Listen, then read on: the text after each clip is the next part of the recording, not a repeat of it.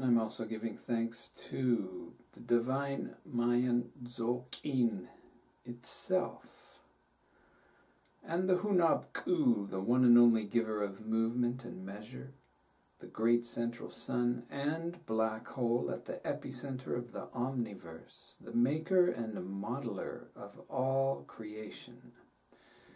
Heart of earth, heart of sky, heart of humanity, Hunab-Ku.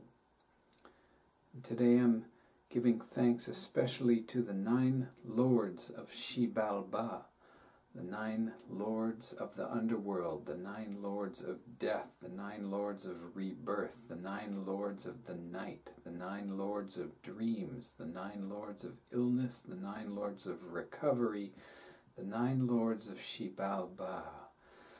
May you please guide our friend Keith Wilson, the chocolate shaman, to his most harmonious place in the afterlife. Greetings, dear soul. You know who this video is for, and you know why I'm making it. I encourage you to drink some ceremonial cacao right now, while we honor and remember Keith, the chocolate shaman. The healer. The shaman is a healer. And Keith was guided by the goddess, the Mayan goddess, Cacao. She spoke to him and taught him so much that he needed to teach the world. I'm not going to tell you too much about him today. His website and his YouTube channel do that superbly well. What I am going to tell you about is his Mayan embodiment astrology. Now, you need to know that Mayan embodiment is the exact same thing as the Mayan tree of life astrology, also called the Mayan destiny path astrology, also called the Mayan cross, or just Mayan astrology. It's all based on the same system, which can be seen as a circle of 20 glyphs with 13 tones, or numbers, but they're not actually numbers like 3 eggs and 6 sausages. It's tone, like vibration. Where did I put that one? Oh, there it is. Like this. Do those look like numbers to you? No. It's not numerological. It's tone or type or aspect or vibration, as I said. And Keith was tone 1. 1 dot right there. And he was the glyph called Solar Chief, or Sun God, or Sun, or Solar Lord. I call it the Solar Chief. So tone 1 is called initiating. So Keith was an initiating Solar Chief. And by the time we're done this video today, you will see all of the other influencing factors that make it so prophetic that he was born on Solar Chief. And amazingly, here's his birthday, initiating Solar Chief, which was 3 days ago. Amazingly, he passed away 2 days ago, the following day, on the Divine Mayan Embodiment calendar, which is an amazing bookend to an amazing life. Now, last little thing you need to know about Mayan embodiment astrology is this image was downloaded into me physically. I felt it one day while meditating. I had been studying Mayan astrology off and on, not every day, for about 18 years.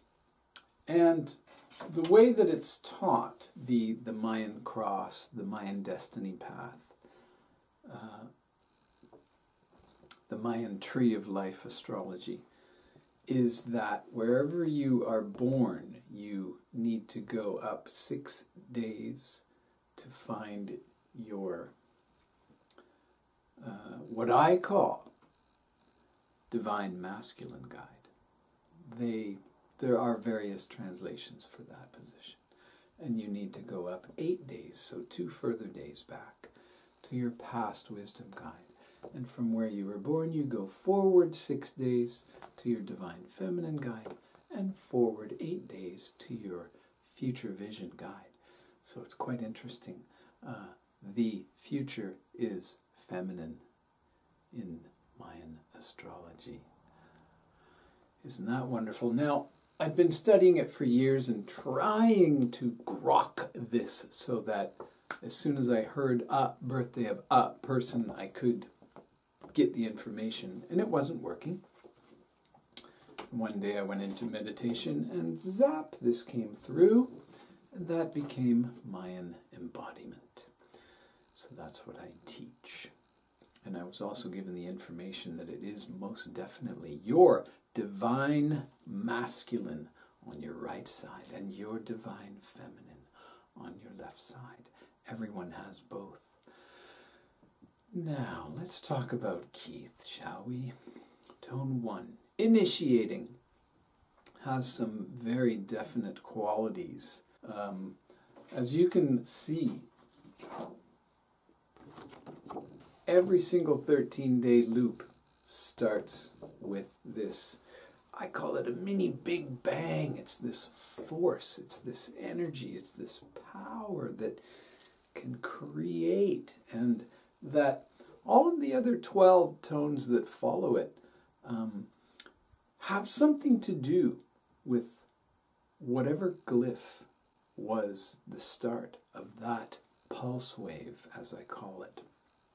It's commonly called treceña, but that's Spanish, first of all. And the Spanish were the people who went there 500 years ago and were not very nice. And it means 13 whatever. So, 13 ña. Treceña. 13ña. Okay? So, not a lot of information there. How about pulse wave? Is that working for you? Okay, pulse wave. So Keith was born on the 3rd pulse wave of the 20 pulse waves that make up 260 days. He was born on Keen 40, the 40th day out of the 260. Now, each tone has certain qualities, and each glyph has certain qualities. And what I do for my clients, before I do their charts, I ask them, what's going on in your life? Ideally, we would sit down and have some cacao. But I live in Hiroshima, and my clients don't. So sometimes they just text me or email me. Sometimes we do a Zoom before we do the charts, and we can actually talk face to face before I get busy. Now, what I do after they give me some information is I create what I call high vibration code phrases for each of the positions. Everyone has their core self position. Here's me, tone 7 of the eagle. And so you also have 4 guides, which are each a tone and a glyph. So that's 5 positions that affect you. And Here's what I came up with for Keith, even though obviously I didn't get any information for him. He just passed a few days ago, and I've never met him. I drank his cacao.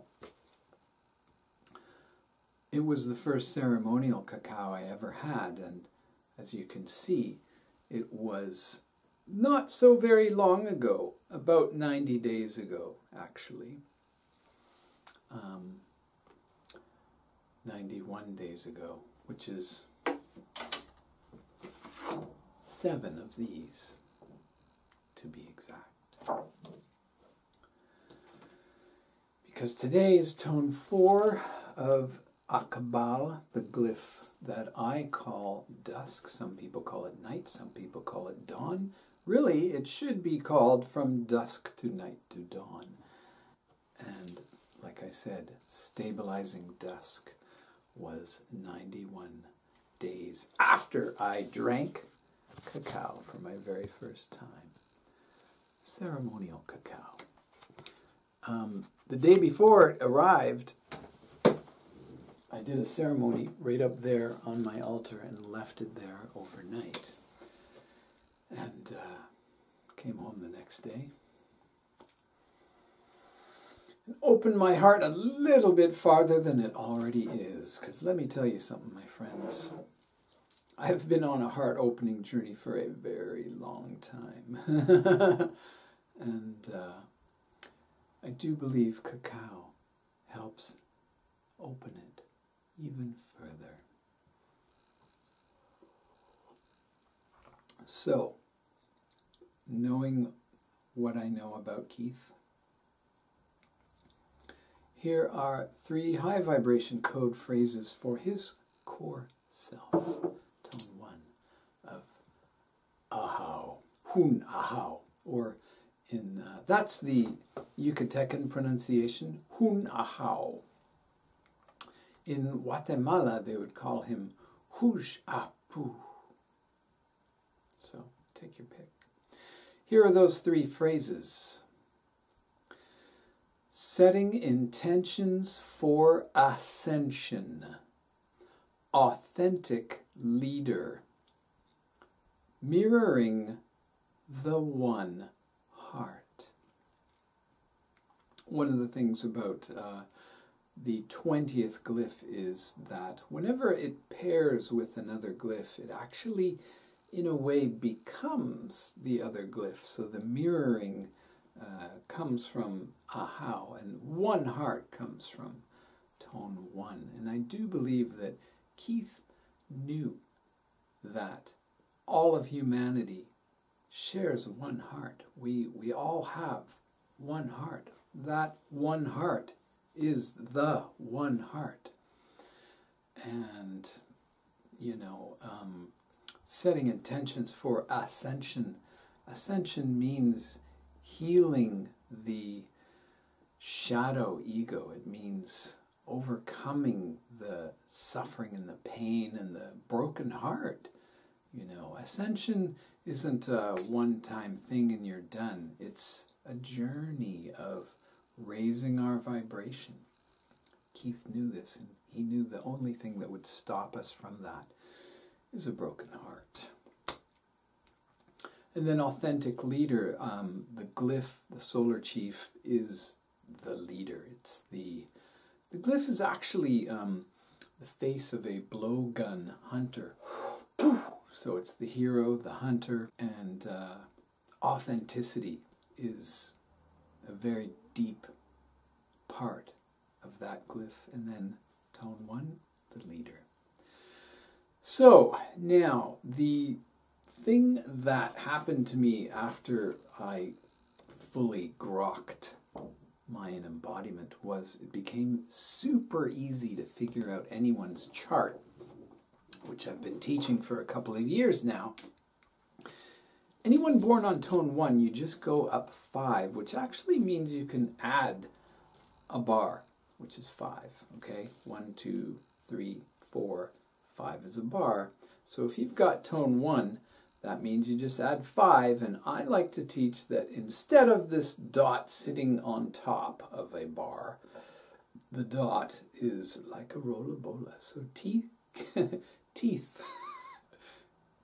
Keith had tone 6 as his past wisdom guide. 7, 8, 9. Anyone who's born on tone 1 has 6, 7, 8, 9. 6 is balancing, hence the rollabola. And you need to go backwards 8, starting from 20, minus 8 is 12. That means the 12th glyph is the traveler. Balancing traveler as Keith's past wisdom guide. Now, this position is often the first 13 years of a person's life. It's the things we learn from our parents, our grandparents, and also anything we learn from it's what we learn about ancient cultures. It's what nowadays, you know, with the internet, children are learning so much. By the time they're 13, they're wiser. They know more than so many people from 20, 30, 40, 50 years ago. 100 years ago? No. You would have to study for 50 years to know as much as a 13-year-old knows now, okay? So that's part of the culture we have developed. And when Keith, you know, he passed away 2 days ago at the age of 75, and even he knew the value, like 30 years ago, of the internet. And 20 years ago, he was researching and could not find anything on how cacao was used by the Maya. He was an absolute front runner, leader in the resurgence of cacao as a ceremony and as a facilitator, he liked to call it. So a balancing traveler as a childhood influence. And the other major factor we need to pay attention to in the past wisdom guide position is that the Maya say this is what we brought through as past life energy, as our karma. So there he was on the rollabola in his childhood, necessitating balance, and he was a traveler, a naturally born explorer as a youth. Now, like I said, I never met him. I know very little about his childhood at all. So what I'm generating here for his past wisdom guide, high vibration code phrases, is just my intuition after drinking 1 cup of cacao before I started this video. I created these phrases. All right, here we go. Flowing exploration. Practical pilgrimage. Sacred journey of the balanced family. Now, what this position is called is past wisdom guide. These are things that we need to bring into the now, and especially to activate our future vision guide. I teach my clients that they cannot have an active, an activated future vision guide potential if they have not learned the past wisdom from their guide, in this case, Balancing Traveler. So I do feel that Keith's work in his life was very much about the sacred journey of a balanced could be just two people. It could be the whole family, his whole family. I think he probably felt very much like everyone who came to take the courses from him or even just do one ceremony with him was his family. I'm just guessing here. Maybe Barbara could tell us more about that, and hopefully she will. Now, like I said, 6 moves to 7. And when you start on the 20th glyph, you go forward 6 into the divine feminine guide. And the 6th glyph is called reincarnation. Some regions just call it death.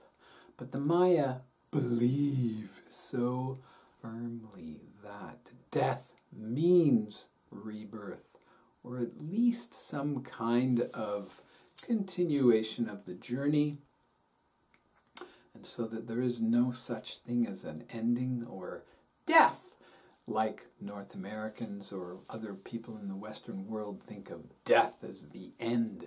It's not at all like that. So reincarnation, 6, 7, reflecting reincarnation. Now, tone 7, as you can see, is the top of the pyramid, and it reflects the 6 on either side. So it's also the crown chakra. I also happen to be the only one who is including chakra information with the Mayan calendar that I know of. I've read quite a few books and websites, and there doesn't seem to be anyone else teaching it. This also came to me in a vision about a year after this one, and I do believe it has quite a lot of validity. So, tone 6, by the way, is the 3rd eye, balancing. Tone 7. Here are 3 high vibration phrases for Keith's divine feminine reflecting reincarnation. Transformation through meditation. Neutralizing humbleness. Pleiadian forgiveness. Now, you may have heard this, but guess where this came from? The Pleiades. Okay? The Mayan calendar is the only real concrete thing on planet Earth that came from the Pleiades that we know of. And tone 7 is a indicator of the Pleiades. The Maya knew there were 7 main stars in that system. So Pleiadian. And also because it's the crown chakra, meditation is pulled in. And because this glyph is that of death and rebirth, the word forgiveness comes through very strongly as an association to death and rebirth. Pleiadian forgiveness. Do some research on your own, my friends. Now, neutralizing humbleness, I feel that Keith, his divine feminine side, fed this humbleness. He wasn't doing anything for self-aggrandizement. He wasn't trying to impress anyone. He was just so natural and humble and calm. That's another factor of the glyph. This glyph, by the way, is extremely feminine and calm and peaceful. And so his feminine side was super duper feminine. Now, let's take a little look at his divine masculine. Tone 8. This tone is the most well-recognized tone for public ceremony. So his divine masculine, his outer face, his yang energy was a ceremonial type energy from his tone alone. Okay, again, back to the third eye. So tone 6, third eye 7, crown chakra, tone 8, back to the third eye. Okay, and the glyph, starting from 20, counting back 6, the 14th glyph is the Jaguar Shaman.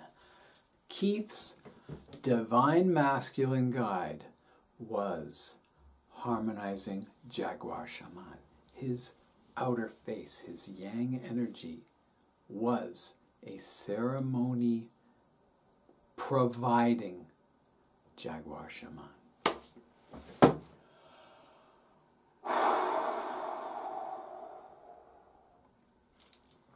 I'm not making this up, people, okay? It's right there. You just need to learn how to read. And I am here to teach you, my friends. All right?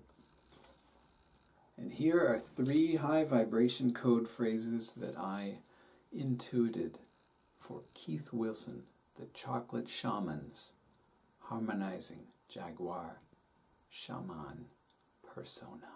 Herbal and plant medicine ritual. Wholeness, healing, and healing through wholeness. And a tranquil psychic. So his outer energy, the Jaguar Shaman, is also a very feminine persona, a feminine entity. It's so deeply connected to Mother Nature and the plant world. These people born on Jaguar Shaman, are often very quiet. They're super psychic. They're very spiritual. The white glyphs, by the way, are the spiritual body. The yellow glyphs are the thinking body. Okay? Now, the other two, the emotional and the physical, I will talk about in a moment how that connects to Keith. Now, 6, 7, 8, 9. Tone 9 is actually a very feminine tone because 9 is the number of lunations in every human pregnancy that goes to term. And 9 is the number of moon cycles in every Dzogchen, which, as you probably know, is a 9-month, approximately, cycle. Starting from 20 or 0 if you want, going forward 8, the 8th glyph is Starseed. Keith's future vision guide was Patient Starseed. Tone 9 is like this birthing and pregnant tone of creation and the star seed. Patient means persistent. It means comfortable with the current level of energy needed to push the project through. So patient doesn't mean just sitting and waiting. It means I can do this with whatever energy I need to continue. I will never give up. So here are 3 high vibration code phrases for patient starseed. Resilient seed planting. An abundance of the sacred feminine. And teamwork way shower. I think it's fair to say that Keith was surrounded by an abundance of the sacred feminine energy. And he created this network, this team. you know. And I think, honestly, I have no idea, but I truly believe that the Maya knew his Mayan birthday, and they knew he's naturally attracting these types of energies to him. So they use people's Mayan birthdays like the wiser people use zodiac astrology. They know it's legitimate. They know it's real. Another thing that's real is the Gene Keys, which is Richard Rudd's DJ remix of Human Design. Those are also real and valid and useful and helpful. The Chinese astrology, useful, helpful, valid. However, I do believe that because Keith was spoken to directly by the goddess Cacao of the Mayan pantheon, and because he lived on Lake Atitlan in Guatemala, and because the Mayan people worked with him, and because he promoted their culture, this one aspect of the healing effects of cacao, more than any other human being has ever done so far in the past, that his Mayan astrology has a deeper effect than anything else I've mentioned. Imho, is that how you say that? All right, so now, like I mentioned, he passed away. He climbed onto the boat, the little canoe that was being rowed down the river to Xibalba one day after his Mayan birthday, which was called Pairing Sunrise. And when you look at a person's life, starting on initiating Solar Chief, going through 106 Tzolk'in in about 75 and a half years, and then ending the very next day. It's such an amazing bookend to a person's life. And to me, my instinct is it's moving up one step in the progression towards ascension. I feel that Keith is probably still on that canoe right now, being rowed by the gods of the underworld, the 9 lords of Xibalba. They are rowing him. It's been 2.5 days now, so they've probably left Lago Atitlan. They probably did one loop. And they're on a little river now, and they're singing to him, they're drumming to him, there's a flute. They're giving him a massage, they're congratulating him, they are honoring him and thanking him. And I feel that he'll be back, or not. Those are the only 2 options. He might leave this planetary realm. However, I feel that he loved certain aspects of life here on Earth so very much that he'll be back. And perhaps he'll be born on Pairing Sunrise next time. Who knows? Now,